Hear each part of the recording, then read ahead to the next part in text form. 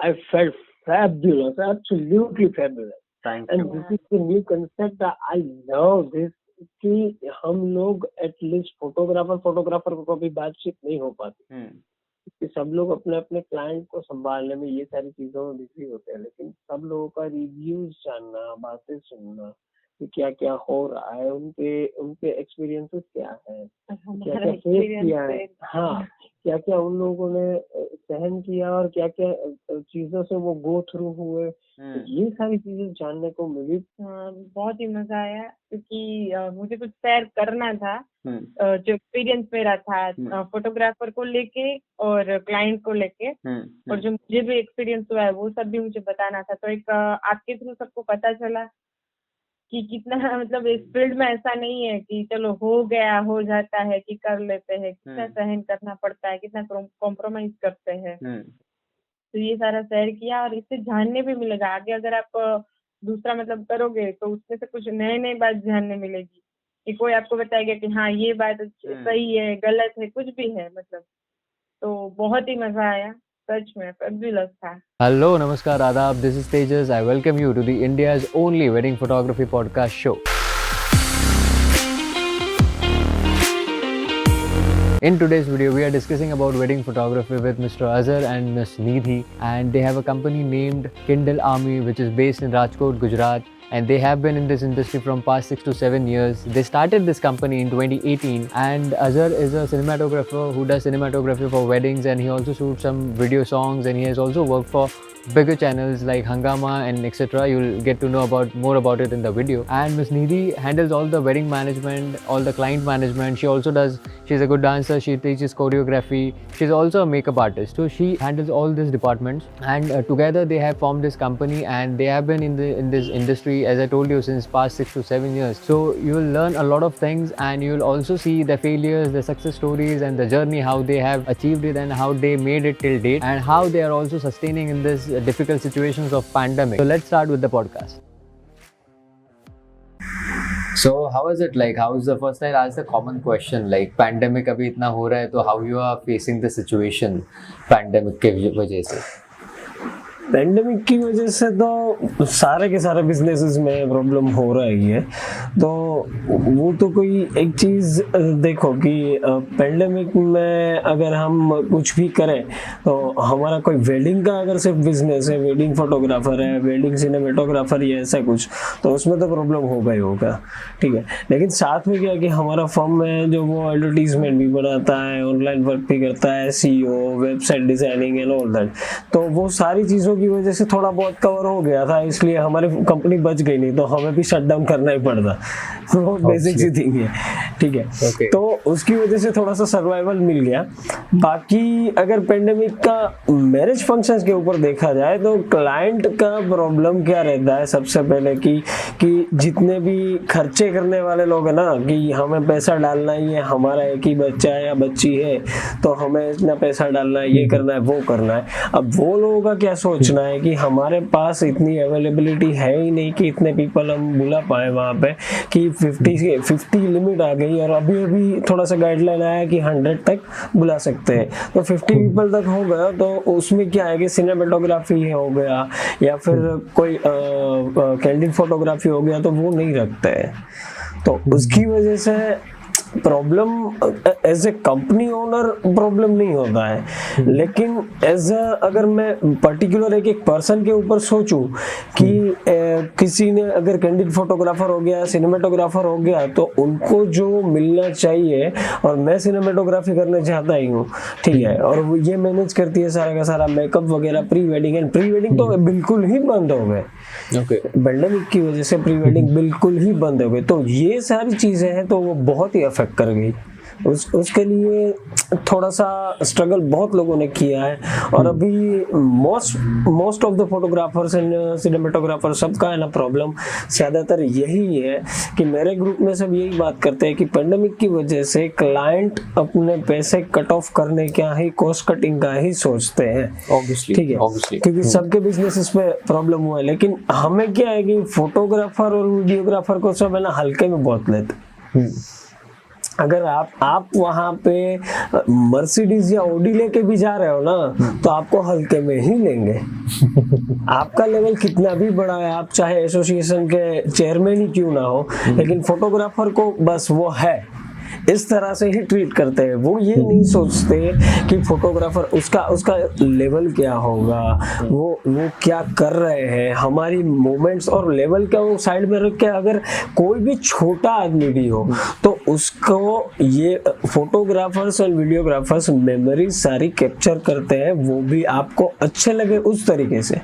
तो ये सारा प्रॉब्लम अब पेंडेमिक के बाद ज्यादा बढ़ गया। कोई हमें इतनी रिस्पेक्ट नहीं देता, and that's a fact.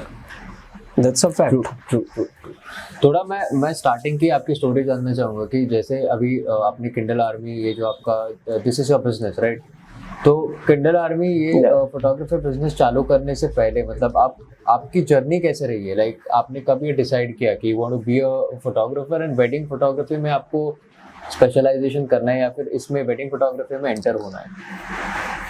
Okay, इसमें कैसा है कि अगर मैं आपको बताऊंगा ना तो थोड़ी सी हंसी आएगी कि स्टार्टिंग ये था कि मैं पहले स्क्रिप्ट राइटिंग करता था, ठीक है। स्क्रिप्ट राइटिंग करने के बाद थोड़ा बहुत मैं स्क्रिप्ट वगैरह यूट्यूबर्स को सबको बेचता भी था, स्टोरीज वगैरह सब कुछ बेचता था, उनकी रिक्वायरमेंट के हिसाब से मैं लिख के देता था, ठीक है। और वो टाइम हो गया आई थिंक 2014 के टाइम पे मैं लिखता था, ठीक है। तो उस टाइम पे ये सारी चीज़ें करता था, लेकिन जो मैं वीडियोस बाकी यूट्यूबर्स बना के डालते थे ना, तो बाद में धीरे धीरे मैंने देखा कि उसमें जिस तरह से मैंने सोच के लिखा है, ठीक है, तो वो डायरेक्शन इसमें कंफर्टेबल नहीं बैठ रहा है, उन लोगों की सोच के हिसाब से इसमें कंफर्टेबल नहीं बैठ रहा है। तो ये चीज़ें प्रॉब्लम आई ना, तो मैंने सोचा कि मैं ही क्यों ना डायरेक्ट करूं, ठीक है। फिर बाद में मैंने पहले तो मैंने तब ट्रेंड था गानों का ये वो कि सारी चीज़ें आप रैपिंग में स्टार्ट करके डाल सकते हैं, ठीक है। तो ये सारी चीज़ें भी ट्रेंड था, तो ट्रेंड के हिसाब से मैंने लिया हाथ में कि कुछ अगर स्टोरी मुझे सुनानी है, कुछ अगर मुझे एक देना है मैसेज, तो मैसेज को मैं छोटा करके कैसे दे सकता हूँ कि अगर कोई शॉर्ट मूवी ना देखे तो गाने 2 या 3 मिनट में ख़त्म हो जाते, तो उसमें मैसेज दे सकता हूँ। तो रैपिंग वगैरह मैंने उसमें लिखना स्टार्ट किया। बाद में 2019 में हंगामा म्यूजिक लेबल के साथ मैंने ऐसा लिरिसिस्ट काम किया, ठीक है। और दूसरी भी कंपनी थी, उसका मैं नाम रिवील नहीं कर सकता, लेकिन उनके साथ भी काम किया। तो वो सारी चीज़ें करते करते बाद में मैंने सोचा मैं डायरेक्शन करूँ, और डायरेक्शन का सोचा, तो डायरेक्शन करने के बाद भी कैमरा में मुझे इतना मज़ा नहीं आया कि मुझे जो रिजल्ट चाहिए वो मिल नहीं रहा था। तो फिर धीरे करके मैंने कैमरा लिया, उसमें सीखा, ठीक है। तो ये सारी चीज़ें करते करते मैंने सिनेमेटोग्राफी और वो सब कुछ सीखा। और फोटोग्राफी मुझे आज तक इतना ज़्यादा नॉलेज नहीं है, मैं कर सकता हूँ लेकिन मैं करता नहीं हूँ फोटोग्राफी, सिर्फ सिनेमेटोग्राफी का ही ध्यान देता हूँ, ठीक है। तो ये सारी चीज़ें मैं करते हुए आगे बढ़ा। तो फिर उसमें मुझे ख्याल आया कि इतने सारे एडवर्टीजमेंट वगैरह अगर मैं कंपनी ही खड़ी कर दूँ कि उसमें एडवर्टीजमेंट भी कर सकते हैं, ये भी कर सकते हैं, वो भी कर सकते हैं, सारी चीज़ें उसमें हो जाएगी, ठीक। तो ये सारी चीज़ें करते करते मैंने सोचा कि एक कंपनी बना लेते हैं। बाद में मैंने सबसे पहले यिन यांग प्रोडक्शन बनाया। तो यिन यांग प्रोडक्शन, वो नाम इतना फैला हुआ था ना कि उसमें ट्रेडमार्क लेना या रजिस्ट्रेशन करना प्रॉब्लम हो गई। तो बाद में मैंने फिर सोचा और किंडल आर्मी प्रोडक्शन, पहले मैंने इग्नाइट आर्मी प्रोडक्शन सोचा, फिर उससे ज़्यादा किंडल आर्मी प्रोडक्शन ज़्यादा बोलने में मज़ा आता था, तो इसलिए किंडल आर्मी प्रोडक्शन नाम रखा और वो बाद में रजिस्ट्रेशन किया। फिर धीरे धीरे लोग जुड़ते गए, ऑफिस की वहाँ पे चलता गया। फिर तब तक मैं वेडिंग में आया ही नहीं था। मैं वेडिंग में आया पेंडेमिक के बाद, और पेंडेमिक में जब सारे के सारे बिजनेस डाउन थे, थोड़ा बहुत ही ये चल रहा था, तो पेंडेमिक की वजह से बाद में एक जगह से मुझे कॉल आया कि ज़्यादातर फोटोग्राफर्स ने ये स्टूडियो बंद ही हो गए थे और कोई आना नहीं चाहता था, कोई पेंडेमिक की वजह से आना नहीं चाहता था, कोरोना की वजह से, कोई ये था वो था, सारे रीजंस थे। तो ये सारी चीज़ें होने के बाद मुझे एक जगह से कॉल आया कि हमें मैरिज में रिक्वायरमेंट है, अगर आप आ सकते हैं तो आओ। तो मैंने बोला कि मैंने सिनेमेटोग्राफी की है, ना ही मुझे मैरिज का कुछ नॉलेज है, कुछ भी मैं कर नहीं पाऊंगा। तो बाद में वो बोले कि नहीं कोई प्रॉब्लम नहीं है, अगर आप आना चाहो तो जितना भी सिनेमेटोग्राफी में आप करते हो ना गानों वगैरह में या वेब सीरीज में, वही चीज़ करनी है, सारी मूवमेंट ही कैप्चर करनी है। हाईलाइट्स बनाने के लिए सारी मूवमेंट ही चाहिए, उसमें कोई प्रॉब्लम नहीं है। ऐसा कुछ कि ये हो गया कि अगर आप पीठी कर रहे हो तो उसमें ऐसा ही एंगल होना चाहिए, ये सारी चीज़ें लेनी चाहिए, ऐसा कुछ नहीं, सारी मूवमेंट होनी चाहिए उसमें, ठीक है। तो ये सारी चीज़ें मैंने की। तो बाद में मैं गया और वहाँ से थोड़ा बहुत नॉलेज मिला, फिर ये इंडस्ट्री के बारे में जाना कि वेडिंग फोटोग्राफी क्या होती है, प्री वेडिंग क्या होता है, ये सारी चीज़ें जाना।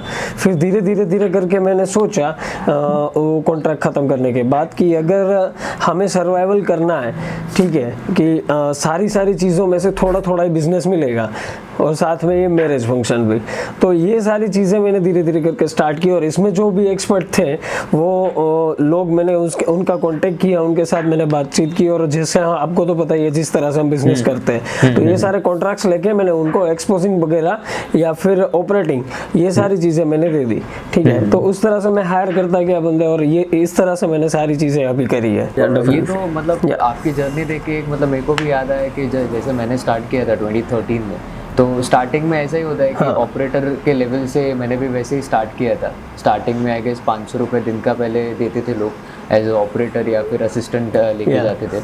वहाँ से लेकर धीरे धीरे एक साल के बाद जो डेवलपमेंट हुई है, and it took me till year कि आज इतना कॉन्फिडेंटली इंटरव्यू कर पा रहा हूँ, या I am able to ask you questions, because पहले इतना कॉन्फिडेंस भी नहीं होता था स्टार्टिंग में। तो ये वेडिंग्स करके एक तो मेरे एक्सपीरियंस से ये बोलूँगा कि वेडिंग्स करके लोगों से बातें करके ये तो एक्सपीरियंस आया है कि to how to talk to people and how to make how to ask them questions first of all, क्योंकि वेडिंग में जैसे आप जानते हो कि बहुत सारी चीज़ें होती है अपने को पता नहीं होता है if it is a new type of wedding। तो इट्स बेटर कि हम लोग स्टार्ट, मतलब मेरे को ऐसी आदत है कि जब भी मैं नए वेडिंग में जाता हूँ तो आई मेक श्योर कि मैं उनको डिटेल में पहले पूछ लूँ कि रिचुअल्स कैसे होने वाले हैं या फिर टाइमिंग्स क्या होने वाले हैं। तो ये बहुत सा कंफ्यूज। ओके, तो मैं ये जानना चाहता था कि आपका एरिया ऑफ सेक्टर जो है जहाँ पे आप वेडिंग शूट करते हो मेनली, तो वो एक तो कौन सा है, कौन से टाइप के वेडिंग्स आप शूट करते हो, एंड सेकेंड उसमें लिंक्ड क्वेश्चन ऐसा है मेरा कि जब आपने स्टार्ट किया था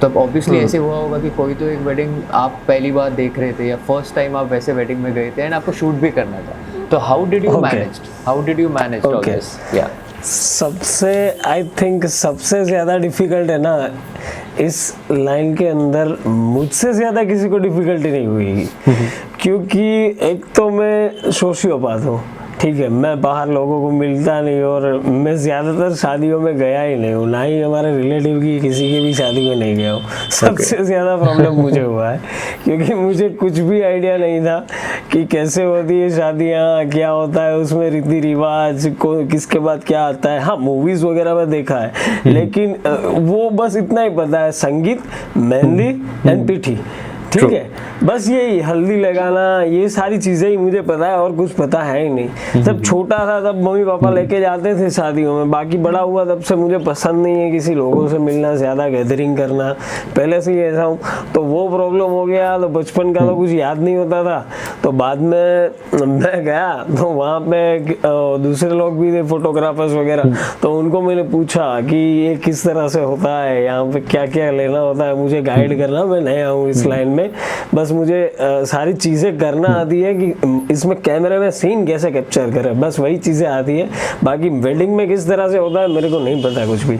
और ये चीज़ बताऊँ ना तो वेडिंग की जो मैंने शूट वगैरह इस लाइन में आया, वेडिंग फोटोग्राफी और वीडियोग्राफी की लाइन में, तो बाद में पता चला कि प्रोडक्शन हाउस में अगर आप वेब सीरीज या शॉर्ट मूवी करोगे ना तो उसमें रीटेक ले सकोगे। उसमें अगर ये चला गया एक मुहूर्त तो बाद में उसको रीटेक नहीं करवा सकते। हाँ, थोड़ी बहुत चीज़ें हैं कि आपको अगर सिंदूर है या मंगलसूत्र है या फेरे भी होंगे तो या 4 फेरे होंगे या कोई 7 फेरे करेंगे, ठीक है, तो वो चीज़ें हम शूट कर सकेंगे। एक बार नहीं है तो दूसरी बार हम ध्यान से वो ले लें एक बार, ठीक है, वो चीज़ें हम ध्यान रख सकेंगे। लेकिन अगर कोई भी ऐसा रीति रिवाज हुआ कि जब वो नारियल रखते, वो रीति रिवाज का नाम नहीं पता है मुझे, हाथ में रखते हैं लड़की के, वो बाद में सारी चीजें देते हैं, ठीक है। तो ये सारी चीजें करते हैं, तो वो रीति रिवाज एक मुहूर्त के हिसाब से ही चलेगा। अगर आपने लिया तो लिया, नहीं लिया तो गया, वो दूसरी बार नहीं होगा। तो ये सारी चीज़ें है ना बहुत ध्यान रखनी होती है। तो उसमें मैंने बाद में डिफ़िकल्टीज समझी, ठीक है। तो पहली बार वेडिंग में सिनेमेटोग्राफी अच्छी थी ना, इसलिए इसकी वजह से मैं बच गया। बाकी उसमें बहुत सारी चीज़ें मैं कवर करनी रह गया, क्योंकि एक ही चीज़ है, आपको 1 घंटे का शूट करने के लिए महीना भर मिलता है, आपको 1 महीना मिलता है, ठीक है, वेब सीरीज या शॉर्ट मूवी करने में। तो वो 1 महीने में आप अच्छी तरह से लोगे, इसके लिए ये सेटिंग करोगे, इसके लिए वो सेटिंग करोगे, फिर सोचोगे कि कैसे सीन ले। इसमें तो जब तक मैं सोचता हूँ तब तक तो वो काम ही खत्म हो गया था। वो प्रॉब्लम पहली बार हुआ था, बाद में फिर भी मैंने सिनेमेटोग्राफी अच्छी थी, इसकी वजह से मैं बच गया। और वैसे भी मेरा रेगुलर का नहीं था, वो सिनेमेटोग्राफी थी, इसलिए भी मैं बच गया। अगर रेगुलर होता तो हो ही गया होता काम मेरा। तो पार्टी में सीधा मेरा घर पे आ जाती कि ये क्या दिया है तूने। 3.5 घंटे का, आई थिंक 3 या 3.5 घंटे का मैरिज होता है पूरा का पूरा रेगुलर वीडियो, ठीक है। तो अगर मैं करता ना पहली बार में रेगुलर में, अब तो रेगुलर में भी हाथ बैठ गया, कर सकता हूँ, एटलीस्ट इतना पता है कि क्या क्या रीति रिवाज किसके बाद क्या आता है। लेकिन तब किया होता ना तो 3.5 घंटे की जगह पे मैंने सिर्फ 42 मिनट का ही दिया होता। मैं जब तक सोचता तब तक खत्म हो गया था, इतनी स्पीड से जाता है। तो मतलब कहने का मतलब ये है कि कोई भी फील्ड के फोटोग्राफर या वीडियोग्राफर को आप कम मत समझो, क्योंकि वो लोग क्या स्ट्रगल करते हैं, उनकी क्या स्किल्स हैं, वो लोग क्या क्या चीजें कर सकते हैं, आपको कुछ अंदाजा नहीं है। फोटोग्राफी एंड सिनेमेटोग्राफी, मैं तो यही कहता हूँ, कितने भी कैमरामैन हो, चाहे वो रिपोर्टिंग कर रहे हो, न्यूज में हो या वेडिंग में हो या मूवीज में हो, they are musicians and shooting is a part of a magic. कि आप कुछ चीजें एंड हाँ उनके सपोर्ट में रहते हैं एडिटर। मैं प्रीमियर प्रो भी एडिट करता हूँ, VFX भी करता हूँ, तो मुझे पता है कि वो करते हैं। लेकिन वो कब कर सकते हैं, अगर आप जिस हिसाब से आप एडिटर, अगर एडिटिंग भी करना होगा आता हो ना, तो ही आप सिनेमेटोग्राफी कर सकते हैं। ये सबसे पहली बात है, क्योंकि आपको पता होना चाहिए कि एडिटर को क्या चाहिए, कौन से सीन्स चाहिए। इसके बाद ये लेगा तो किस तरीके से वहां पे ट्रांजिशन डालेगा या फिर किस तरीके से उसको प्रेजेंट कर पाएगा। ये सारी चीजें आपको ध्यान में रखते हुए शूट करना होता है। और वो जब करते हो तो कुछ भी, मैंने बहुत सारे ऐसे क्लाइंट्स मेरे देखे हो कि उनके चेहरे में आपको अगर फेस टू फेस मिले ना, तो आपको बात करने का भी मन नहीं होगा। I'm not body shaming and all that, but उनका कुछ ऑरा ही ऐसा होता है कि उनको देख के मजा ही नहीं आता। होता है ना कुछ नेगेटिव एनर्जी वाले पीपल, तो उस तरह के लोग होते हैं। तो उनको भी क्या यार, एक बॉलीवुड का हीरो दिखा देना, वो काम होता है कैमरामैन का। सेकेंडली मेरे को तो लगता है फोटोग्राफी में एक टास्क ये होता है कि आपका मूड कैसा है, या आप कौन से माइंडसेट से जा रहे हो, दैट इज, तो डिपेंड करता है हाँ। क्योंकि कितना भी मूड खराब हो या फिर कुछ भी हुआ हो, फैमिली में इश्यूज हो, कुछ भी हो, you have to make sure. Definitely I am agree with you. Definitely आप सिर्फ पैसों के लिए ये लाइन नहीं ले सकते, पैसों के लिए इसको प्रोफेशन नहीं बना सकते। आपका पूरा मन भी होना चाहिए, इसको लेके आप बहुत सीरियस होने चाहिए। और जो चीज आप कर रहे हो वो उसमें पेमेंट मिलता है या नहीं मिलता है, कोलैबोरेशन में काम कर रहे हो या पेड काम कर रहे हो या किसी के अंडर में काम कर रहे हो या जॉब कर रहे हो, लेकिन ये प्रोफेशन में अगर आप हो तो उसका मतलब है कि आपको इस प्रोफेशन को एज अ प्रोफेशन नहीं लेना है। इसको इस तरह से लेना है कि आप इसके क्या विधाता हो, आप जो लिखोगे वो उसमें आएगा। इस तरह से अगर आप लोगे, इसको आप धर्म ही समझोगे, तो ही चीज बनेगी। कि जिसे डॉक्टर का धर्म होता है ना, जो काम करना, कि मरीजों की जान बचाते हैं, तो हम वीडियो की जान बचाते हैं, वीडियो में जान भरते हैं। तो ये चीजें हमें समझनी होगी। ऐसे कोई भी अभी तो मैं जितने टाइम से कर रहा हूँ ना, तब से मैं देख रहा हूँ अभी बहुत सारे कैमरे भी सस्ते हो गए। फुल फ्रेम आया, बाद में हाफ फ्रेम तो बहुत ही सस्ते हो गए। तो हाफ फ्रेम कैमरास लेके अब सारे लोग जो मार्केट में हम जैसे लोग हैं ना, उनकी सारी हमारी प्राइसिंग वगैरह सब कुछ प्रॉब्लम हो रहा है कि बहुत सारे लोग आते हैं कि हम रेगुलर वीडियोग्राफी का जनरली 10 to 15,000 लेते हैं, ठीक है, पर डे का। तो ऐसे लोग भी आए कि 5,000 में वो कर दे रहा है, तो ये प्रॉब्लम हो रहा है, और वो भी DSLR के साथ, ऐसा कहते हैं, ठीक है। तो ये प्रॉब्लम हो रहा है अभी कि ऐसे ऐसे लोग जो कहते हैं ना कि sorry for my language but छपरी काइंड ऑफ लोग है ना, जो जितने भी वो कैमरा ले लेके, That's true actually, तो कुछ बोल नहीं सकते। हाँ, तो वो काइंड ऑफ लोग है ना जो 1300 डी लेके या 750 डी लेके वो चालू हो गए। अरे मेरे भाई, हम लोगों ने, मेरा बोलता हूँ, दूसरे का तो नहीं पता, लेकिन मैंने स्टार्ट 77 डी से किया है भाई। तू यहाँ पे अटका हुआ है, हम कितने कितने लेंस से गुजर चुके हैं, क्या क्या चीजों से क्या होता है तुझे पता भी है। सिनेमेटोग्राफी में कितना कुछ ध्यान देना पड़ता है, रेगुलर में अलग होता है, उसमें कितना ध्यान देना होता है। और जितने भी छपरी लोग हैं ना, उनकी पहचान ये है कि उसका है ना वाइट बैलेंस ऑटो में ही होगा।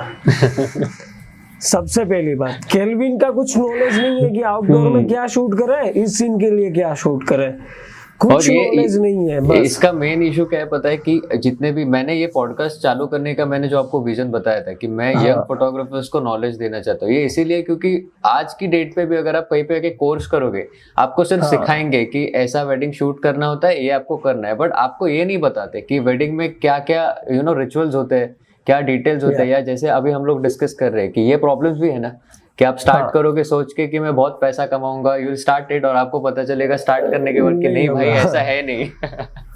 ऐसा कुछ नहीं है, ऐसा कुछ नहीं है कि आपको है ना बहुत सारी चीजें कॉम्प्रोमाइज करनी पड़ती है। आपको अपनी जिंदगी, अपना वक्त, अपनी खास करके अपनी नींद, खास करके अपनी नींद कंफर्ट जोन पूरा खत्म हो जाता है, पूरा खत्म हो जाएगा भाई। अगर आप यहाँ पे घर में वो नखरे करते हो ना कि बिना चाय के या बिना कॉफी के मैं उठूंगा भी नहीं, मुझे उठ के सीधी सिगरेट चाहिए या नाश्ता मुझे मिलना चाहिए ठीक से, तो वो सारी चीजें कर रहे हो ना, तो रहने दो, आपसे नहीं होगा। वेडिंग में पैसा मिलेगा डेफिनेटली, सही बात है, आपका घर भी चलेगा और सपने भी पूरे होंगे, ये डेफिनेटली सही बात है, ये मैं एग्री करता हूँ। लेकिन इसमें ऐसा नहीं है जिस तरह से आप सोच रहे हो कि पार्टी को या क्लाइंट को कुछ बोल दोगे कि इस तरह से नहीं आया, ये ठीक नहीं लगा, ऐसा कर दो वैसा कर दो। वहां पे बहुत सारे लोग, अभी तो पेंडेमिक की वजह से कम लोग होते हैं, लेकिन अगर ज्यादा लोग हो गए ना भाई, तो आपको पता चलेगा कि क्या आ जाता है आपके ऊपर रिस्पॉन्सिबिलिटी कि आप सब लोग एक दो बंदों को बोलोगे कि ये प्रॉब्लम हो रहा है, आप यहाँ से यहाँ हो जाओ, ये प्रॉब्लम हो रहा है, ये वापस ले आओ, ये मुझे नहीं है, ये ठीक से लेना है। वहां पे तो बीच में आने वाले 10 लोग होंगे, कहने वाले 25 लोग होंगे, पूछने वाले अलग से 5 लोग होंगे, आपका दिमाग फट ही जाएगा। ये यहाँ पे होगा कैमरामैन की कभी भी वेडिंग में, पास्ट की बात है, सबसे पहले स्टार्ट हुआ ना जब वेडिंग का शूट करना, एक है मेरे कांटेक्ट में, वो बहुत पहले से स्टार्ट किया है उन्होंने, 10 साल आई थिंक हो गया, और उसके पहले वो मूवीज वगैरह में थे। वो खुद बोले कि जिस चीज में पैसे होंगे ना भाई, उसमें कभी भी आपकी रिस्पेक्ट नहीं होगी। वेडिंग में पैसे है, उसमें रिस्पेक्ट नहीं है। मूवीज में पैसे नहीं है, लेकिन वहां पे रिस्पेक्ट बहुत है कैमरामैन की। आपको पता है कि वेडिंग या गानों का शूट में करता हूँ ना, किसी का कॉन्ट्रैक्ट आता है, और पुराने लोग होते हैं ना, मैं अगर शूट करने में होता हूँ ना, वो लोग लिटरली कैमरामैन के पैर छू के उनके पास नारियल फोड़ के अगरबत्ती करते हैं आज की तारीख में। और ये चीज जब पहली बार मेरे साथ हुई ना एज ए कैमरामैन, मुझे पता नहीं था कि ऐसे करते थे पहले सारे मूवीज में, गाने में। तो एल्बम शूट करने के लिए गया मैं गुजराती गाने का, तो वहां पे नारियल फोड़ के मुझे डायरेक्टर जो मुझसे डबल उम्र का था, वो मेरे पैर छू के मुझे प्रणाम करता है कि मैं सोच में पड़ गया ये क्या है वे। और यहाँ पे हमें मालूम ही है, हम रिलेटेबल ही है कि यहाँ पे क्या होता है वेडिंग में। कैमरा में अभी 5 मिनट भी लेट हुआ ना, तो वहां पे वेडिंग में क्या होता है कि ज्यादातर माहौल है ना स्ट्रेस में ही होता है, सब लोग स्ट्रेस में होते हैं, और जितने भी लोग स्ट्रेस में होते हैं ना वो ज्यादातर लोग क्या होता है कि उन्होंने जिम्मेदारी ली हुई होती है, ये वो करेंगे, ये देख लेंगे, ये देख लेंगे, ये देख लेंगे, और कोई नहीं देखता है, वो क्या देखता है, तो उसके ऊपर स्ट्रेस आ जाता है। वो फ्रस्ट्रेशन निकालने के लिए उसके पास एक ही बंदा है, दो ही बंदे, सॉरी, या तो मंडप वाला या कैमरामैन। ट्रू। मंडप वाला चला जाएगा 1 घंटे में काम खत्म करके, वो बच जाएगा, कैमरामैन पूरा दिन रहेगा। और कभी कभी खाने को भी नहीं मिलता है, खाने के टाइम पे कहते हैं आप ये सीन ले लो, पूरे दिन भूखा रहते हैं हम भाई। सबसे पहली बात, सारे क्लाइंट अगर कोई देखेंगे ना तो उनके लिए एक मैसेज है कि आप ये मत सोचो कि कैमरामैन अगर खाने बैठा है या आ रहा है तो आप ये मत सोचो कि वो खाना खाने आया है, ये खाना मिल गया अच्छा वाला, तो मिठाई वगैरह मिल गया तो इसलिए खाना खाने बैठ गया है। वो जल्दी से अगर खाना खाने जा रहा है ना तो आपके लिए जा रहा है, जल्दी से खा के खड़ा हो जाए तो बाद में अपनी सीन्स वगैरह ले पाए। उसकी खाने की जल्दी नहीं है, उसकी ताकत ही नहीं बचेगी सोचने की या शूट करने की, तो कहाँ से अच्छे सीन्स लाएगा भाई। और दूसरी बात कि कस्टमर्स को कैमरा का नॉलेज तो नहीं होता है, लेकिन जब भी वो मीटिंग डन करने आते हैं ना तो ऐसा पूछते हैं आप कौन सा कैमरा लेके आओगे, कौन सा कैमरा फ्रेम आओगे, सोनी लेके आओगे कि कैनन लेके आओगे, कैनन में कौन सा लेके आओगे, ठीक है, और कौन सा लेंस यूज करोगे, कौन से लेंस में कैसा कैप्चर आता है, कौन सा वीडियो अच्छा आता है, वो तो उसे कुछ नॉलेज होता ही नहीं है। लेकिन हाँ बस कुछ ये गिने चुने वीडियो देख के फिर या तो फिर किसी ने बताया होगा कि भाई इसमें अच्छा आता है, मैंने इसमें कराया है तो मेरा सीन ये आया वो आया, वही कंफर्मेशन करते हैं। एक इंसिडेंट बताता हूँ आपको। हमें प्री वेडिंग के लिए गए थे, ठीक है। तो प्री वेडिंग में क्या हुआ, ये इंसिडेंट अभी का हाल ही का है, 3-4 दिन पहले। तो वहां पे बंदे का ग्रूम का साला था साथ में, तो वो कैमरा लेके आया था, पता नहीं कौन सा 700D या कुछ होगा, तो उसमें रेगुलर लेंस आता है जो 24-105, ठीक है, वो लगाया हुआ था, और एक 50mm लेके आया, फोटोज खींच रहा था ऑटो मोड में। तब वो तो मैंने देख लिया ऑटो मोड में खींच रहा है, चलो ठीक है। तो साथ में ग्रूम की बैंड भी आई थी, और वो दोनों बात कर रहे थे, ये सारी चीजें बोल रहे थे। तो बाद में जब प्री वेडिंग खत्म हुआ तो मैं सारे लेंसेज वगैरह ले रहा था, और मेरे पास अल्फा 7 में यूज कर रहा था तब, और 28-70 था एंड एक 17-28 था, ठीक है, 2 लेंस में यूज कर रहा था वाइड एंगल में सारे शॉट्स को लेने के लिए। तो मुझे वो बंदे ने क्या पूछा पता है कि आपके पास ये लेंस कौन सा है, मैं बोला कि 28-70 mm। अच्छा, तो मेरा वाला तो 105 तक का है, तो मुझसे आपका लेंस नीचा हुआ ना। And this was the nonsense question। मैं उसको क्या बोल जाए पता है, तो जितना नीचा नंबर होता है ना उतना अच्छा लेंस होता है। तो उन लोगों का किस तरह से आंसर दूं, वहां पे एक्सप्लेन ही क्या करूंगा, मेरे पास वर्ड्स ही नहीं थे कि क्या बोलूं मैं। बहुत फ्रस्ट्रेटिंग भी हो जाता है, क्योंकि इतना काम करने के बाद, इतना प्रोफेशनल लेवल का काम करो और उसके बाद ऐसे अगर क्वेश्चंस आते तो ऑब्वियसली फ्रस्ट्रेटिंग एक मोमेंट हो जाता है। हाँ यार, बोल रहे हैं कि मेरे पास तो आपसे ज्यादा नंबर वाला लेंस है। अब मैं उसका आंसर ही क्या दूं मैं? एक बार लेके तो देख, तो और क्या बोलूं। और दूसरा क्या होता है पता है कि चाहे प्री वेडिंग हो या वेडिंग हो, आप कितना भी अच्छा शूट करो, कितना भी अच्छा फोटो खींचो, कुछ भी हो, लेकिन कस्टमर उसको बोलते हैं ना, वो संतुष्ट ही नहीं होते हैं। बोलते कि और खींच लो ना, अगर आप जा रहे हो, आप पैक कर रहे हो, फिर भी उनको ये नहीं है कि सुबह से ये आए हैं फोटो खींच रहे या वीडियो शूट कर रहे हैं, तो ये भी इंसान ही है ना, ये कोई रोबोट तो है नहीं कि सुबह से लेकर रात तक आपकी पूरी मेमोरी कैप्चर करता है, फिर भी आप ऐसा बोलते हो कि आपने ये नहीं लिया है सीन, ये फोटो नहीं लिया है, लेकिन आप वो नहीं देख रहे हो ना कि उसने क्या लिया है। ट्रू। और दूसरी बात कि सब काम हो जाने के बाद भी आपकी इतनी मेहनत होती है, पूरा आप अपना टाइम देते हो। देखो पैसे तो कहीं से भी मिल सकते हैं, बात पैसे की है ही नहीं, आप अपना पूरा मतलब फिजिकली आप इतने थक जाते हो, आपका मेंटली इतना स्ट्रेस होता है कि आपको दिमाग भी तो लगाना पड़ता है ना। ऐसा तो नहीं है कि चलो बोला और क्लिक कर दिया, या फिर ऐसे इंस्टाग्राम में या फिर कहीं देख के क्लिक देख लिया फिर ऐसे ही क्लिक कर दिया, ऐसा तो है नहीं। तो ये सब आप करते हो, फिर भी लोग ऐसे होते हैं कि पूरा दिन आप उसके पीछे ऐसे काम करो अच्छे से सब कुछ, तो फिर भी लास्ट में ये बोलते हैं कि काम में मजा नहीं आया, अच्छा हुआ नहीं, जैसा चाहिए था उतना 100% मिला नहीं हमें। क्या सोच के बोल रहे हो आप लोग? 10-15,000 पैके क्या आप इंसान को खरीद लोगे? सेटिस्फाइड होते ही नहीं है, कितना भी करो उनके लिए एंड में वो आपको 10 फोटोज देख के बोलेंगे अरे एक रह गया, वो आपको खींचना चाहिए। बस वही चीज चाहे आप लास्ट तक उनको सब कुछ अच्छे से दो, कुछ कितना भी आप अपना 100 और 10% दे दो ना, फिर भी वो बोलते कि साला मजा नहीं आया, आपने और अच्छा किया होता तो। और या फिर बोलते कि अरे हमने तो इतने पैसे दिए, अरे इतने पैसे की क्या बात है, हम भी तुम्हें सामने इतने दे सकते हैं, तुम क्या पूरा दिन हमारे इतना ऐसा हमारे जैसा काम कर सकते हो? ऑब्वियसली।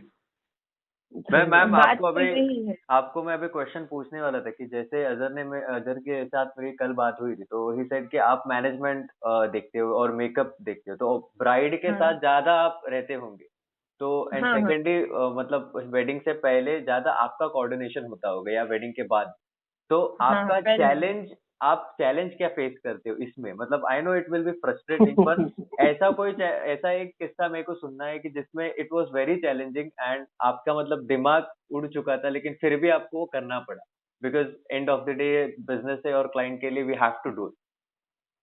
वैसा तो मेकअप में कभी नहीं हुआ है, मेकअप में तो मुझे बहुत ही अच्छे ही मिला है क्लाइंट। कोई मतलब उसकी कोई मतलब रिक्वायरमेंट जो होती है मैं सब अच्छे से पूरा करती हूँ, और वो लोग भी मुझे पूरा मतलब इनपुट देते कि आउटपुट देते कि नहीं आपने अच्छा किया है सब। लेकिन हाँ मैनेजमेंट में एक बार नहीं, सबसे पहला जो वेडिंग था और वो मैं मैनेज कर रही थी, और उसी मैरिज में बहुत मतलब इतनी हटके कि मैं झगड़े पे उतर आई थी, क्योंकि मेरा शॉर्ट टेम्पर तो मैं ज्यादा सुन नहीं सकती, और गलत बात तो बिल्कुल भी नहीं सुन सकती। तो इसी बात में जो वेडिंग पहला मैंने लिया था तो सब बात डन हो गई थी। हाँ लेकिन एक बात मेरी भी गलती थी कि इससे मुझे सीखने को मिला कि आगे से कोई भी क्लाइंट हो, रिश्तेदार हो या कोई भी हो, लेकिन पूरा उसके पास लिखवा के सब डन करना है। इसने क्या किया पता है, हाँ कॉन्ट्रैक्ट ही बनाना है पूरा। इसने क्या किया पता है, ये पहचान वाले थे तो बोला कि अच्छे से हाँ कोई बात नहीं, बेटी बेटी बहन बहन बोल के मुझे बोला कि हाँ ठीक है कर दो आप।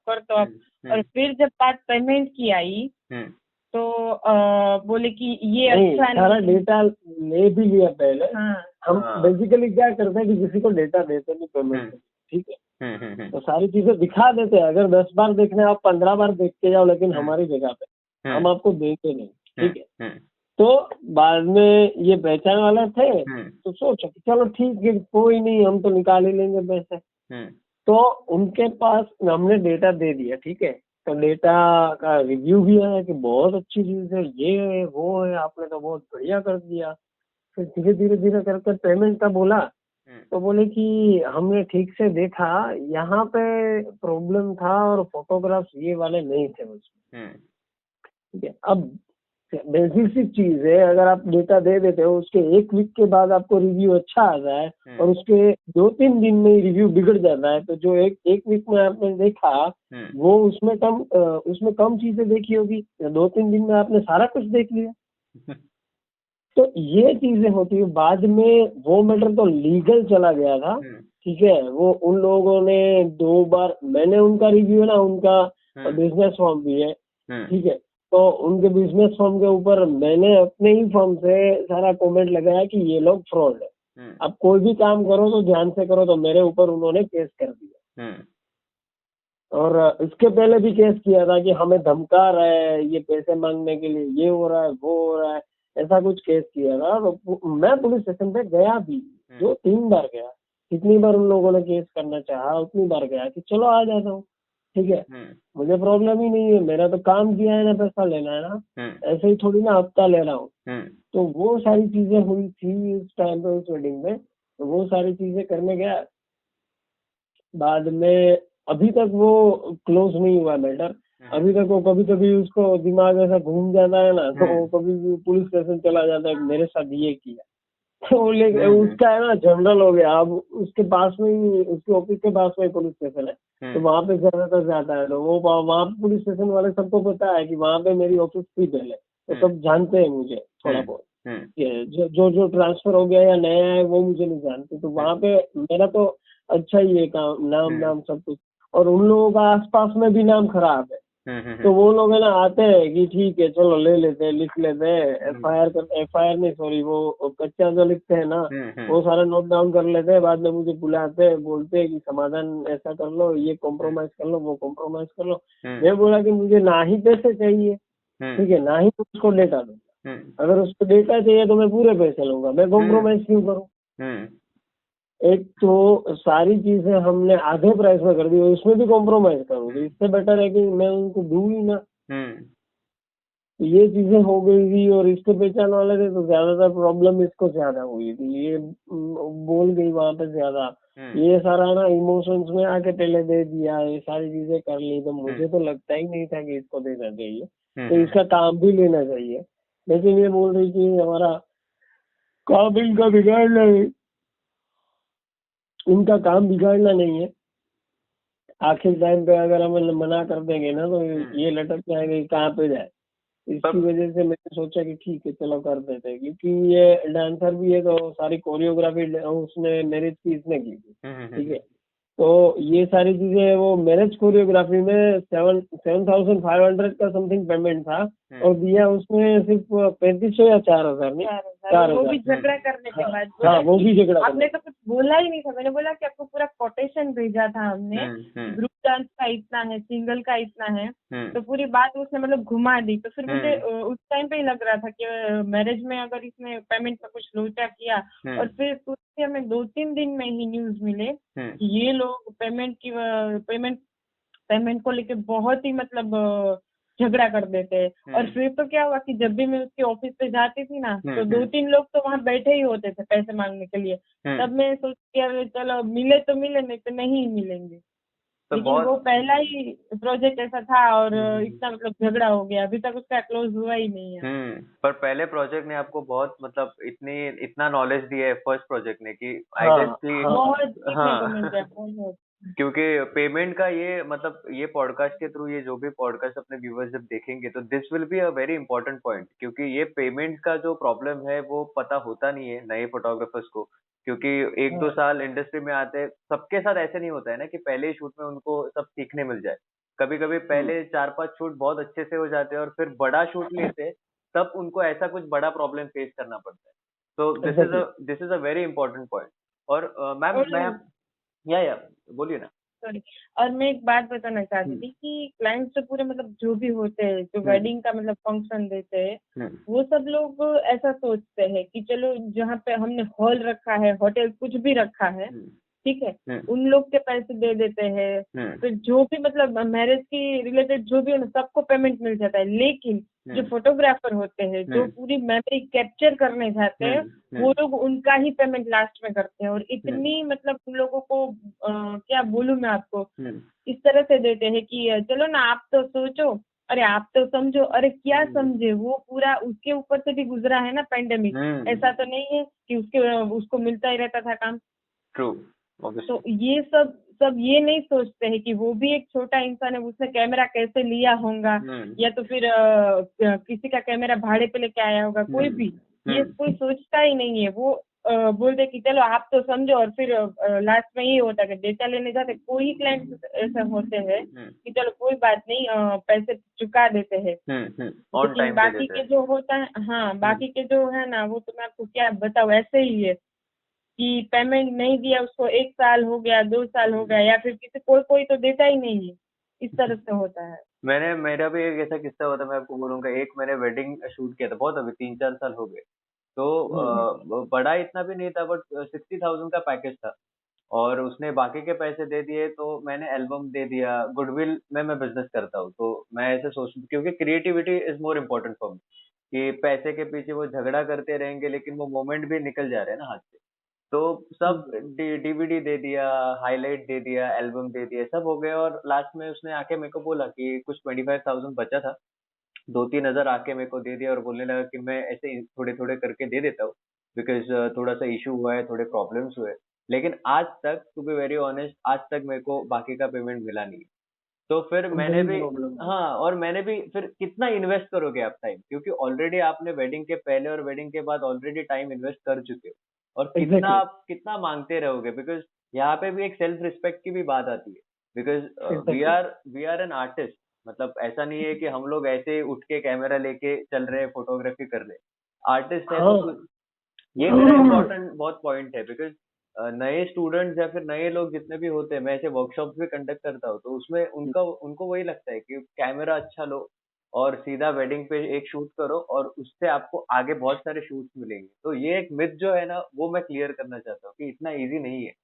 एंड नहीं सेकेंडली, वेडिंग मिलने से ज्यादा वेडिंग कंप्लीट करके वो पेमेंट लेना बहुत डिफिकल्ट हो जाता है, बहुत एग्जैक्टली बार बहुत बार। तो ma'am, I want to know some more things about your experiences. मतलब जैसे कि आपने ये अभी चैलेंज एक मेरे को बताया कि ऐसा चैलेंज था और इससे आपको बहुत अच्छी सीख ऑब्वियसली मिली होगी, तो इसके आगे जो आपका एक अच्छा एक्सपीरियंस होगा कि इसका इसका आपने यूटिलाइज किया और नेक्स्ट वेडिंग में आपने ये सब प्रिकॉशंस लेके जब किया, तो how was your experience after that? उस वेडिंग के बाद तो ऐसा कोई भी मुझे हुआ ही नहीं है, मतलब एक अनुभव कि हाँ इसने मेरे साथ ये किया वो किया, क्योंकि पहला ही था ना प्रोजेक्ट, तो मैंने पूरा अपना, ऐसा नहीं है कि सिर्फ पैसे के लिए, मैंने पूरा मन लगा के वो काम किया था। तो फिर मैं सोचने लगी कि चलो आप अपना 100% देते हो या 110% देते हो, लेकिन सामने वाले को उस चीज की कदर ही नहीं है, तो 100% देने की जरूरत क्या है। मैं फैक्ट ही बताती हूँ जो भी है ना। तो मैंने फिर क्या है कि चलो सब कुछ देख के समझ के और दिमाग से काम करना है। अभी यहाँ पे इमोशंस नहीं है कि चलो इसकी शादी है तो ये आप अच्छे से बुला रहे हैं कि आप जाओ, वो लोग ये नहीं सोचते कि आप उसका कैप्चर करने जा रहे हो मेमोरी। उन लोगों को क्या है कि पैसे दिए हैं, काम करवाना है कुछ भी करके।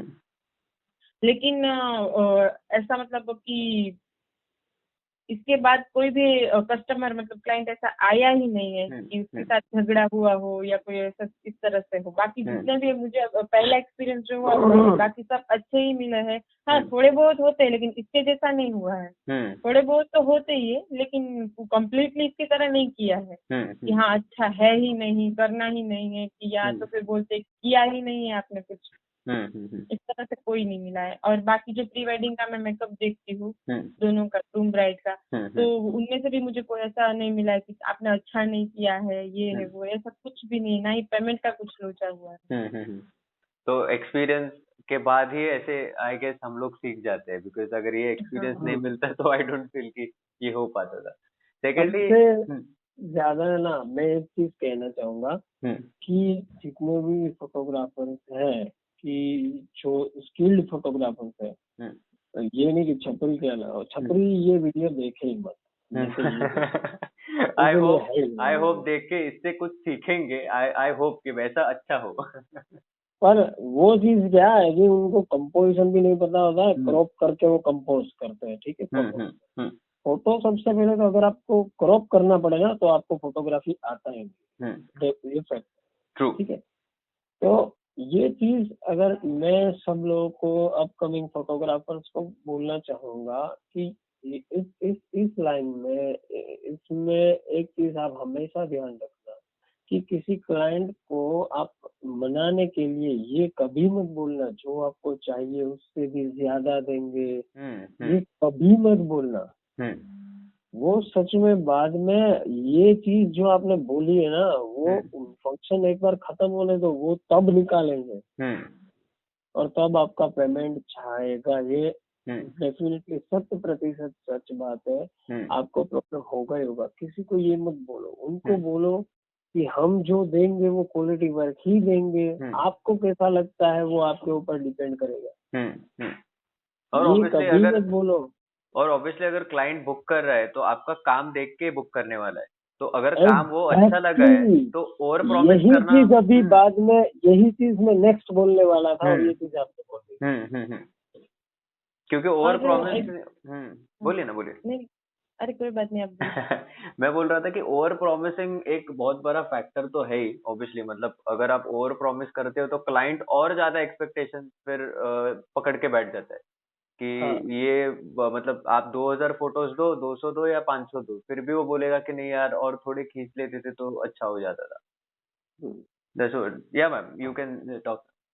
हाँ, मैं यही बताने वाली थी, कुछ कुछ फोटोग्राफर ऐसे ऐसे हम्म होते हैं कि वर्क मतलब वो ऐसा सामने वाले से कॉन्ट्रैक्ट लेना होता है ना, हम्म तो उसको ऐसे ऐसे बोलते हैं, अरे कोई बात नहीं, आपको जैसा चाहिए ना उस पे मैं डबल या अच्छा करके दूंगी या दूंगा, ठीक है। इस तरह से बोल बोल के क्लाइंट को पहले वो कॉन्ट्रैक्ट ले लेते हैं। फिर जब और हाँ, उसके पास कैमरा कोई भी हो, हम्म कंपोजिशन नहीं पता होती है, पिक्चर को कितना मतलब किस तरह से लेते हैं, कौन सा पिक्चर हम्म कैसे क्लिक करते हैं, वो हम्म कुछ भी उसको आइडिया नहीं होता है। सिर्फ हाँ हम्म पता है कि मेरे पास कैमरा है, हम्म बस इनफ है। हाँ लेकिन हाँ सिर्फ कैमरा वो होने एक बात बताना चाहूंगा, सॉरी इंटरप्ट कर रहा हूँ।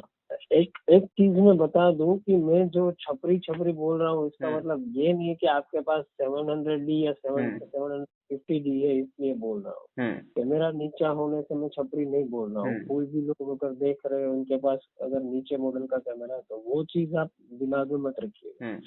मैं छपरी बोल रहा हूँ इन द सेंस कि उन लोगों को क्या करना है कि इंस्टा की पिक्चर बस क्लिक करनी है, ट्रू। ठीक है।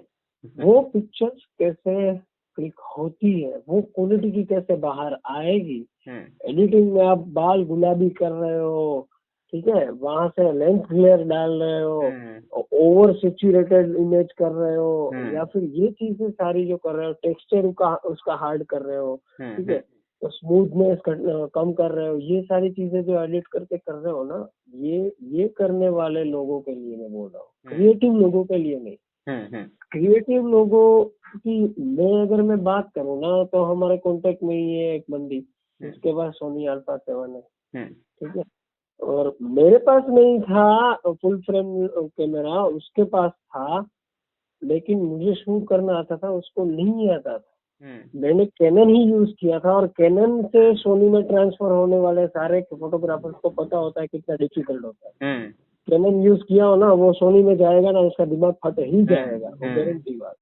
ये सारे फंक्शंस होते तो सेम ही चीज है, लेकिन कहाँ पे क्या होता है, किससे क्या होता है ना, कुछ पता नहीं होता। और ज्यादातर कंफ्यूजन इसलिए होता है कि सोनी वाले एक्स्ट्रा बटन देते हैं, C1 C2 C3 वाले, ठीक है, तो वहां पे असाइन करना होता है, तो हमको पता ही नहीं होता है कि ऐसा कैनन में देखा ही नहीं हमने।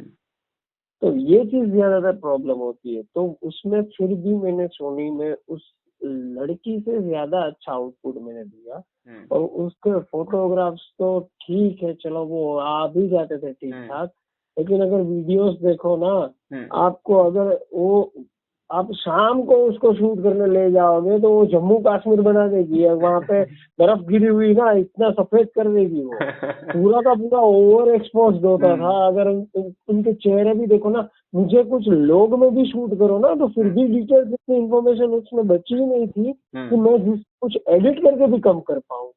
लोग में भी शूट कर रहे हो, अगर आप एडिटिंग करोगे ना, तो उसमें सिर्फ चेहरे दिखेंगे, बाकी सब ब्लैक हो जाएगा। वो इस तरह से इमेज की बिगाड़ के ही मुझे देती थी। तो ये मुझे इंसिडेंट याद है, इसलिए मैं बता रहा हूँ कि दिस काइंड ऑफ लोग है ना, दीज आर छपरी। नोट आपके पास कम बजट वाला कैमरा है, वो छपरी नहीं है।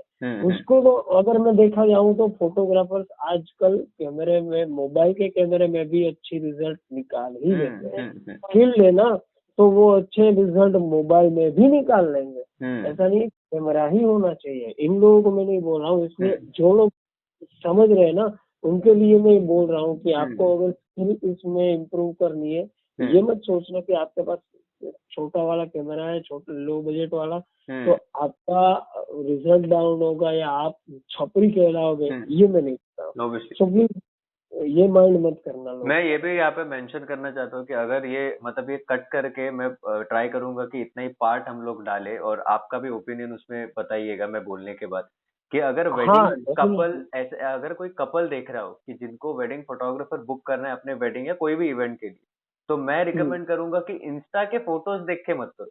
अगर आपको पूरा काम देखना है तो पूरा काम देखो, क्योंकि हर एक फोटोग्राफर के पास एक सैंपल एल्बम होता है जिसमें सब फोटोज होते हैं, सिर्फ पोर्ट्रेट्स नहीं होते।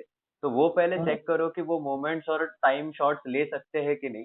पंक्चुअलिटी देखो उनसे बात करके, कि बात करने आता है कि सिर्फ कैमरा लेके खड़े रहने वाला है।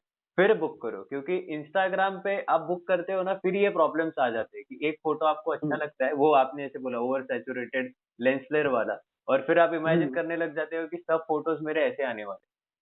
तो दिस इज समथिंग कि वेडिंग क्लाइंट्स को ये ध्यान में रखना चाहिए।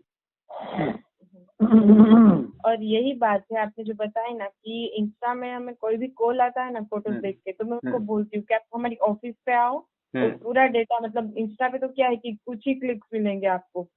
अगर आप ऑफिस पे आओगे तो मैं आपको पूरा पीसी में टोटली डेटा दिखाऊंगी कि वेडिंग हम कैसे करते हैं, कैसे हाईलाइट बनाते हैं, ठीक है, क्योंकि वो वीडियोस मैं इसमें रखती नहीं हूँ। और आपको व्हाट्सएप भी करूंगी तो कितने करूंगी, मैं क्लाइंट को ये सारी चीजें बोलती हूँ कि आप ऐसे ही डन मत करो, आप एक बार आके यहाँ पे आके ऑफिस पे आके पूरा डेटा आप देखो।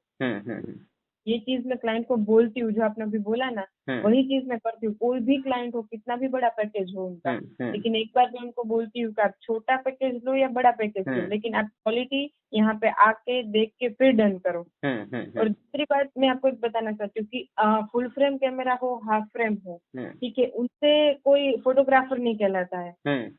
तो फोटोग्राफर और उसके अंदर एक्टिविटी है, स्किल है, ठीक है, तो क्रिएटिविटी जो उनकी है पूरी, तो मोबाइल भी दोगे ना आप तो उसमें भी वो ऐसा कैप्चर करके आएगा कि आपको लगेगा कि ये फुल फ्रेम कैमरे में कैप्चर किया है। Obviously, वो तो बात है, वो स्किल्स पे डिपेंड आपके अंदर है, क्रिएटिविटी आपके दिमाग में जो है वो उसे आप कैसे कंपोज करते हो, कैसे बाहर लाते हो, ठीक है, उसके ऊपर आप उसको जज किया जाता है कि हाँ। बाकी आप ऐसा फुल फ्रेम कैमरा लेके फोटो डालोगे इंस्टा पे कि I am photographer, professional photographer, तो इससे कोई प्रोफेशनल फोटोग्राफर बन नहीं जाता है। और कहीं ऐसे आप इसमें जो बताया ना कि छपरी, इन छपरी की वजह से जो असली स्किल है, तो जिनकी पूरी मतलब वो 100% देते हैं, उसके पास कैमरा है नहीं लेकिन उसके पास इतनी स्किल है, क्रिएटिविटी है, वो लोग दब जाते हैं। सभी लोग होते हैं ना, वो दब जाते हैं। 100% फैक्ट।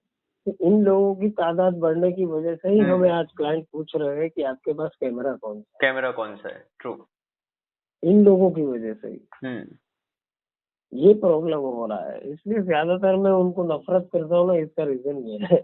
क्योंकि इनकी मेजोरिटी बहुत हो चुकी है ना, क्योंकि आजकल तो मेरे ख्याल से 12th के बाद हर एक कोई भी बच्चा कोई तो कोर्स पकड़ लेता है 2 महीने का, और फिर उसको लगता है कि हाँ इसमें अगर वेडिंग फोटोग्राफी में बहुत पैसे मिलेंगे, इसमें बहुत पैसा है, काम भी है, चलो घुस जाते हैं और डायरेक्टली एंटर हो जाते हैं विदाउट एनी नॉलेज। तो इसके वजह से ये तो क्राउड कम होने वाला है नहीं, तो मैं आई एम ट्राइंग कि क्लाइंट्स को और फोटोग्राफर्स को नॉलेज तो दे कि पकड़ लो कि 100% नहीं लेकिन 5% भी अगर उसमें से इससे कुछ सीख जाएंगे तो भी बहुत है अपने लिए।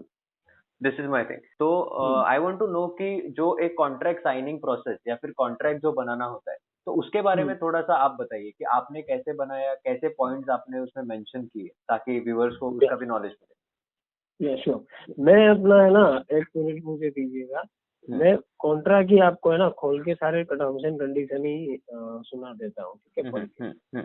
2 मिनट मुझे दीजिए, तब तक मैं एक चीज बताना चाहूँ कि मैं ऐसा नहीं है कि मुझे कैमरा का नॉलेज मैंने थोड़े साल से लिया है, ठीक है।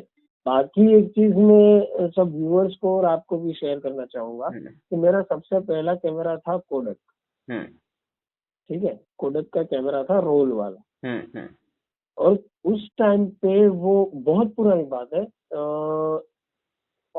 2004 या 5 की बात है। उस टाइम पे कोडक के 2 ही मॉडल आते थे, मॉडल नंबर मुझे नहीं याद है लेकिन सारे उसके प्राइस बता देता हूँ। एक 1300 या 1400 के बीच में आता था और दूसरा 1600 या 1700 के बीच में आता था। ये 2 ही मॉडल आते थे। मेरे पास नीचे वाला मॉडल था, उसमें मैंने फोटोग्राफ्स क्लिक किए। मुझे ये नहीं पता था कि इसमें हमें सारी वो रोल्स बदलना होता है। मैंने फोटोग्राफ्स क्लिक हो गए ना, बाद में उसी रोल को वापस से लगा दिया। तो मुझे तब नॉलेज नहीं थी इसकी। तो ये चीज हुई थी मेरे साथ। ये सबसे पहला एक्सपीरियंस, सबसे पहला मेरा एनकाउंटर था कैमरे के साथ। ये चीज मैं शेयर करना चाहता था। तो बाकी मैंने नॉलेज बाद में लिया, अभी थोड़े ही साल हो गए, मिनिमम 3 साल से 5 साल के बीच में ही मैंने लिया है सारा नॉलेज वगैरह और काम करना चालू किया। और ये कॉन्ट्रैक्ट्स का एक महीना ओपन हो गया, मैं आपको सुना देता हूँ। अगर आपकी वेबसाइट पे वो होगा ना, या फिर अगर ऐसी कुछ लिंक दे सकते हैं तो मेरे को भेज देना, वो मैं आप डिस्क्रिप्शन में डाल दूंगा ताकि डेफिनेटली मैं आपको हाँ। आपको है ना कॉन्ट्रैक्ट का किया हुआ है, तो हम्म। उसका सारा वो फोटो ही भेज दूंगा। हम्म। टर्म्स एंड कंडीशन में मैंने रखा है 50% advance amount of the package for booking only. ठीक है, बुकिंग के लिए ही 50% अमाउंट ले लो। 30% अमाउंट बिफोर फंक्शन डेट, 30%, और 20% remaining at the time of data delivery. Data will not be delivered until full payment. ये सारी चीजें ध्यान में रखनी चाहिए, ये सारी। और नोट्स में ये चीजें हैं जो आप सब लोगों को समझनी चाहिए। आपको लगेगा कि एज ए कैमरामैन ये सारी चीजें बहुत स्ट्रिक्ट है, व्यूअर्स को बोल रहा हूँ तो ये स्ट्रिक्ट नहीं है, ये होना ही चाहिए। क्लाइंट जब ऐसे मिलेंगे तब आपको पता चलेगा। ठीक है, ये नोट्स में दिखा देता हूँ। Any time we can cancel the order if booking amount will not received. Separate hard disk is for keeping the raw data functions which will provide by you before function start. ये hard disk external drive client को ही देनी होगी। Pen drive का खर्चा या hard disk का खर्चा हम नहीं करेंगे। ये अगर तो बचेगा ही नहीं कुछ। एक तो आप 2 बजट में काम करवा रहे हो, ऊपर से 4000 की हार्ड डिस्क भी दे रहे हो, तो बचेगा क्या? We do our best to screen our supplies, but we cannot be held responsible for claims or mistakes. We accept no liability for loss or damage caused by loss of digital photograph. We do our best to back up your images or videos and keep a digital copy in a safe location. ये सारी चीजें, अगर आपके पास corrupt भी हो गया ना data, तो आपने काम किया है उसके पैसे तो मिलने ही चाहिए। तो अगर वो करप्ट हो गया तो उसको रिकवर करने का खर्चा क्लाइंट को ही देना पड़ता है, वो आपके ऊपर नहीं होता है। ये सारी चीजें उनको बता देनी चाहिए। ये बहुत इंपॉर्टेंट पॉइंट है, क्योंकि technical end of the day electronic ये है चीजें, मतलब अप्लायंसेस जैसे होते वैसे वो कॉन्ट्रैक्ट में आप मेंशन कर ही दो। वो बहुत ही रेयर केस में होगा, किसी के नसीब इतने बदतर होते हैं तभी ऐसा होता है। या कोई क्लाइंट का ऐसी सोच होती है ना, ऐसा मन होता है कि मेरा डेटा गया तो मेरा क्या होगा। ये जो नेगेटिव सोच वाले होते हैं ना, उनका चला ही जाता है, उनके साथ ही ऐसा करप्ट हो जाएगा डेटा। और 100 में से मैं तो 100 नहीं, 1000 में से 5 केस निकलेंगे डेटा करप्ट हो गया, हार्ड ड्राइव करप्ट हो गई। हाँ, क्योंकि इसमें क्या होता है कि हम 2 या 3 जगह पे तो बैकअप रखते ही हैं। ठीक है, और ऐसा बहुत रेयर केस में होता है कि डेटा करप्ट हो जाएगा तो सारी जगह से गया। तो वो 1000 में से 5 लोग ही होंगे, लेकिन फिर भी ये मेंशन करना बहुत जरूरी है। ये सारी चीजें एक बात बोले ना, तो क्लाइंट ने ही सिखाई है। एग्जैक्टली हमें तो इतना आता नहीं था, बाकी इन लोगों ने सिखाया है कि किस तरह से आपको टर्म्स एंड कंडीशन रखनी चाहिए, नहीं तो हम क्या क्या कर सकते हैं। एग्जैक्टली क्योंकि end of the day camera है, मेमोरी कार्ड है, तो कितना भी आप ट्राई करो, एंड ऑफ द डे वो एक मशीन है, कभी भी खराब हो सकता है, आपके हाथ पे थोड़ी ना है। तो this is a very important point, मतलब व्यूअर्स को ये ध्यान में रखना ही चाहिए। एक मेरा दोस्त एक शेयर कर रहा था, वो मैं एक शेयर करूंगा कि उसने अपना एक इंसिडेंट शेयर किया था कि मैं मैरिज में गया, उसके पास वो कैमरा था, लेंस था, वो सारी चीजें अपने खुद की अभी नई ही ली थी, सेकंड हैंड लिया था, लेकिन उसने पहली बार लिया। ठीक है, तो उसने पहली बार खुद का लिया था। ठीक है, तो मैरिज में वो कुछ उसके शादी में हुए मेहमानों की कुछ की गलती थी या कुछ था, तो उसकी वजह से उसका लेंस के ऊपर कैमरा पड़ा था, लेंस के ऊपर बैठ गए थे। ठीक है, कोई मेहमान आ गया, लेकिन क्या हुआ, कौन बैठा, कुछ पता नहीं, लेंस पूरा टूट गया। ये पार्टी को जाके बताया, पार्टी का रिएक्शन क्या था क्लाइंट का, ये अब सुनना। अरे यार, तो अब मेरा मैरिज का पूरा होगा नहीं ना फंक्शन, दूसरे को बोलना पड़ेगा ना।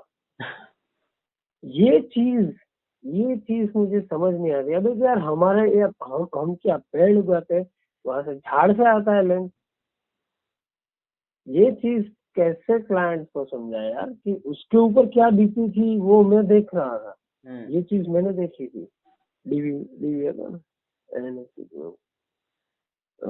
उसके ऊपर क्या बीती ना, वो मैंने देखा। तो ये चीज बहुत ही यार अफेक्ट करती है। उसके पास लेंस अच्छा, चलो रेगुलर लेंस ही था, लेकिन महंगा तो आता है ना भाई। सेकंड ही था, लेकिन उसका खुद का था ना। तो ये सारा प्रॉब्लम हुआ था ना, तो वो कुछ रिएक्शन ऐसा आता है ना, कुछ ऐसे लोग होते हैं ना भाई, कसम से दिमाग घूम जाता है। क्लाइंट को और कस्टमर जो भी देख रहे हैं उनको एक ही बात बोलनी है कि आपके यहाँ कोई भी आता है कैमरामैन, चाहे वो कितना भी छोटा कैमरा लेके आए, फुल फ्रेम हाफ फ्रेम का कोई मतलब, ऐसा आप सोच रहे हो कि फुल फ्रेम है कैमरा, लेकिन क्लाइंट कुछ ऐसे होते हैं। मैं आपको बताऊँ ना, 25% ही ऐसे हैं जो रिस्पेक्ट करते हैं, सब बोलते कदर करते हैं उसकी। बाकी 75% ऐसे सोचते हैं कि पैसे दिए हैं बस उससे काम करवाओ। यही बात है। देखो पैसे तो वो भी दे सकता है, उसके पास ऐसा नहीं है, वो जो काम करने आता है ज्यादा नहीं, लेकिन थोड़ी तो रिस्पेक्ट करो, क्योंकि जो भी है वो आपकी मेमोरी वो ही कैप्चर करता है। कम से कम उसको इस तरह से तो मत ट्रीट करो। अभी एक मैं आपको बताऊँ, मैंने लास्ट में एक रेगुलर शूट किया, जो वहाँ पे जेंट्स अलाउड नहीं थे। ऐसा लेडीज में शूट करना था, और वहाँ पे उन लोगों के घर में ऐसा था कि जेंट्स बाहर के अलाउड नहीं थे। तो वहाँ पे मैं गई थी रेगुलर शूट करने, मैरिज ही था। तो तब मैंने वहाँ पे देखा कि उन लोगों ने जिस तरह से मुझे मतलब इतना ध्यान रखा मेरा, कि आधा घंटे में पूछने आते थे चाय का, नाश्ते का। बोला कि जो भी हो ना, आप ही हो हमारे लिए अभी तो, कि हमारी पूरी मेमोरीज कैप्चर कर रहे हो। तो आपको कुछ भी हो गया, मतलब आपको चक्कर आ गए या फिर आप मतलब तकलीफ कोई भी हुई, तो हमारी मेमोरीज अटक जाएगी। तो इतनी रिस्पेक्ट मिली, तब मुझे फील हुआ कि नहीं, ऐसे भी लोग हैं। कि खाना, अगर मैं रात को पूरा फंक्शन खत्म हुआ ना, तो फिर बोला कि खाना मैंने नहीं खाया था, तो बोला कि आपको कोई बात नहीं। तो वो होटल पे लेके मुझे बोले कि चलो हम वहाँ पे खाना खाने जाते हैं, कोई बात नहीं, शादी का खत्म हो गया तो कोई दिक्कत नहीं। हम आपको ऐसा नहीं कि घर पे चलो कोई बात, आप अपने घर पे जाके खा लेना, अब तो फंक्शन भी खत्म हो गया, ऐसा कुछ नहीं किया। इतना 2 दिन में गई थी, लेकिन बहुत ही रिस्पेक्ट मिली और बहुत ही ध्यान रखा। तो ऐसे भी क्लाइंट्स है कि जो रिस्पेक्ट करते हैं, जो समझते हैं कि चलो ये जो आए हैं ना, वो ऐसे ही नहीं आए हैं। इसलिए क्लाइंट्स को ये समझना चाहिए। चलो ये मैं नहीं बोल रही कि आधा घंटा में आप पूछने जाओ कि पानी पिया है चाय पे, ये बात नहीं है। लेकिन आप जिस तरह से ट्रीट करते हो ना, कि पैसे दे के काम करवाना है कुछ भी करके, वो तो काम करेंगे ही, क्योंकि वो तो ईमानदारी के साथ ही आए हैं। लेकिन आप थोड़ी कदर करो, उसे इस तरह से ट्रीट मत करो कि चलो काम वाले हैं, काम उसकी तरफ से देखे। चीजें टूट जाती है या कोई नुकसान होता है, तो वो इस तरह से रिएक्ट करते हैं, हमारा क्या होगा, आपका तो जो होगा सो होगा, लेकिन उसका क्या होगा, वो तो किसी और का भी लेके आया होगा ना, ये तो चलो खुद का था। अगर भाड़े का होगा तो उसको इतना मतलब मिलता भी नहीं होगा एक्सपोजिंग, तो उल्टा भाड़ा उसमें से कटता होगा, तो दूसरा उसके घर में से डालना पड़ता होगा उसको। और ये इंडस्ट्री में एक तो है कि आप भी उसी पॉइंट पे हो, मैं भी वो एक्सपीरियंस कर चुका हूँ कि रिस्पेक्ट अपने को मतलब हर एक वेडिंग में मिलेगा ही, ये बोल नहीं सकते। मतलब ऐसे में वेडिंग्स होते हैं कि जहाँ पे लोग अच्छे हो, प्रीमियम वेडिंग हो, पैकेज बहुत बड़ा हो, हम लोग तो खुशी से ही जाएंगे, पैकेज बड़ा है ऑब्वियसली। लेकिन ऐसा भी हुआ है कि वहाँ पे नाम भी मेरा नहीं पता था क्लाइंट को, कि फोटोग्राफर का नाम क्या था। सिर्फ इतना पता था कि ओके ये कंपनी का था, ये अपने को एल्बम देगा, दैट्स इट। तो ये रिस्पेक्ट वाला एक जो सिनारियो है फोटोग्राफर्स के, स्पेशली वेडिंग फोटोग्राफर्स के लिए, तो बहुत कम रिस्पेक्ट मिलेगा। और जितने भी लोग देख रहे हैं उनको मैं इतना ही बोलूंगा कि अगर रिस्पेक्ट के बारे में सोचोगे तो काम नहीं मिलेगा। तो we have to manage it, मतलब दिमाग ठंडा रख के वो मैनेज करके आगे निकलना ही पड़ेगा। ये सोच के कि एक दिन इतना नाम बड़ा हो जाए कि लोग रिस्पेक्ट ऑटोमेटिकली देना चालू कर दे। इतने बड़े हो जाओगे तो डेफिनेटली मिलेगा।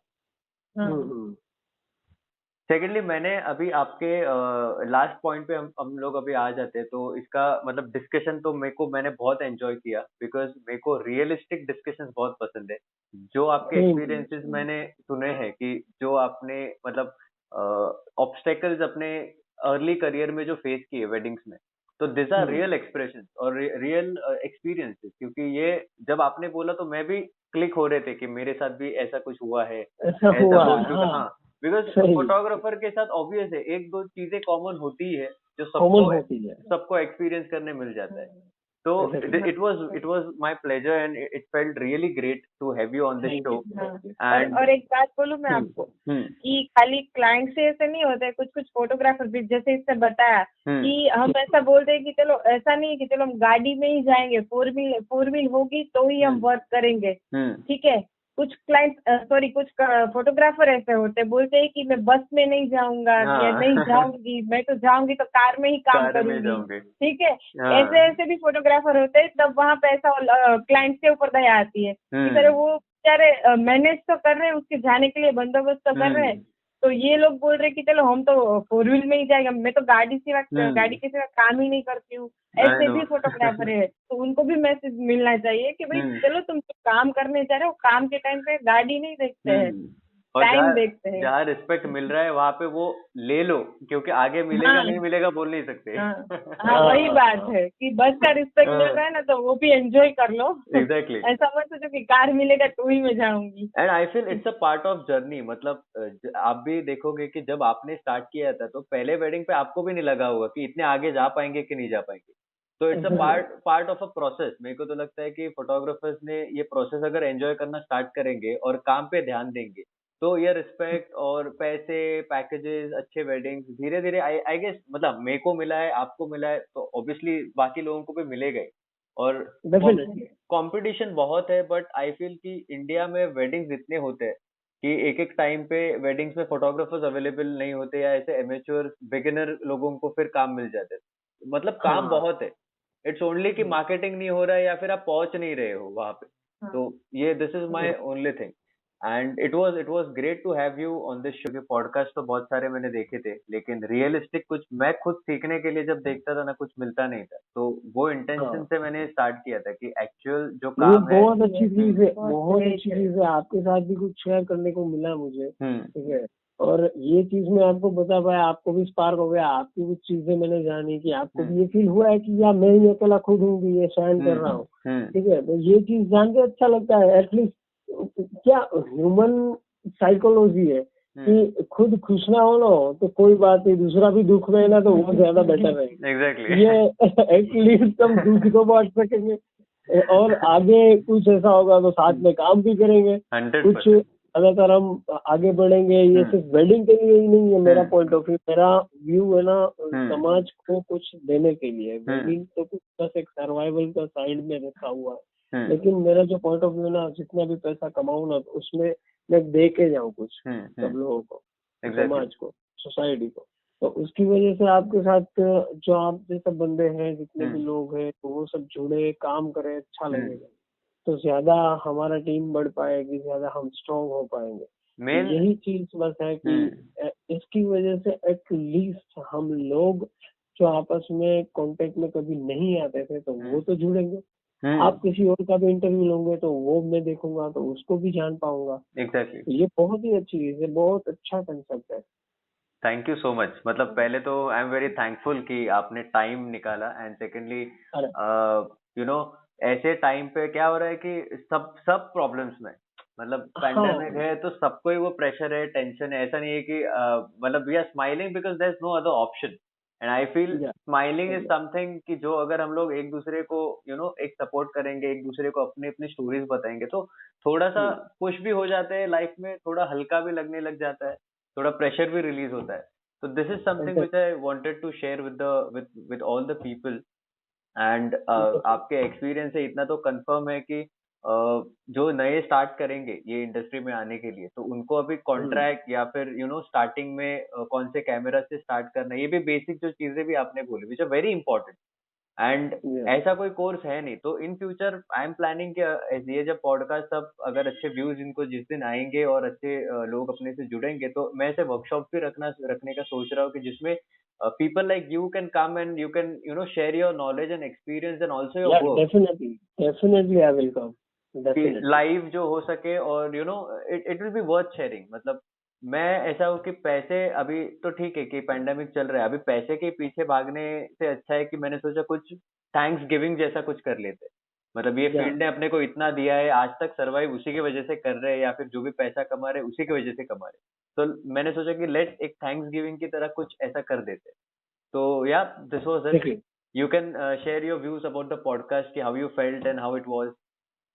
I felt fabulous, absolutely fabulous. Thank And you. this is the new concept. I love this कि हम लोग एटलीस्ट फोटोग्राफर को कभी बातचीत नहीं हो पाती कि सब लोग अपने अपने क्लाइंट को संभालने में ये सारी चीजों में बिजी होते हैं, लेकिन सब लोगों का रिव्यूज जानना, बातें सुनना कि क्या क्या हो रहा है, उनके एक्सपीरियंसेस क्या है, क्या क्या फेस किया है, हाँ क्या क्या उन लोगों ने सहन किया और क्या क्या चीजों से वो गो थ्रू हुए, तो ये सारी चीजें जानने को मिली। प्लस सब लोगों के पास ये तो बेसिक चीजें होगी कि वेल्डिंग की बात, लेकिन सब लोगों के पास अलग अलग स्किल होती है, तो वो चीजें भी इसमें शेयर करो तो ये अलग अलग लोग सब चीज सीख सकेंगे। तो उसके लिए अलग से हम वर्कशॉप, आपने जैसे बोला कि वर्कशॉप लोगों को काम आएगा, ये चीज क्या है कि ये इस बिजनेस में जुड़े या ना जुड़े, ये अगर किसी को जानना है ना तो ये पॉडकास्ट देखे,